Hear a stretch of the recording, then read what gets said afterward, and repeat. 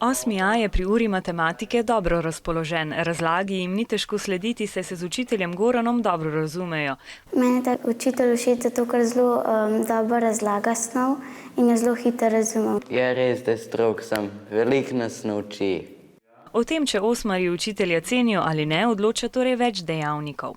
Pri učitelju mi je pomembno, da dobro razlaga, da zna narediti red. Da je učitelj do nas prijazen, pa da ko mi kaj govorimo, da tudi on nas posluša, pa da so naši predlogi tudi pomembni.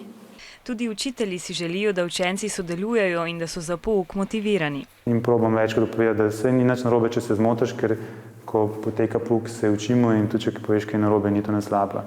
Tako da pač, da si upajo dvigniti roke, pa da kaj vprašajo tudi, če je kaj smešnega. Ko zazvoni zvonec, pa kljub dobri uri vsi z veseljem odhitijo na hodnike. Tam naredijo veliko korakov, ki vodijo do tesnih prijateljstev.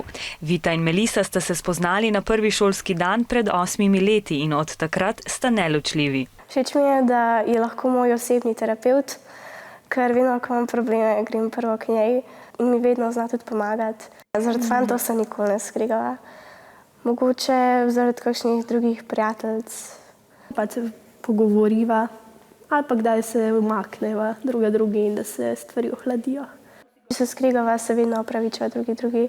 Zato, ker je moja najboljša prijateljica in ji zaupam bolj kakor sebi ali pa komu drugemu. Več kot 1000-krat preverjeno. Zaupanje in iskren pogovor pa vam dobra komunikacija ne uide.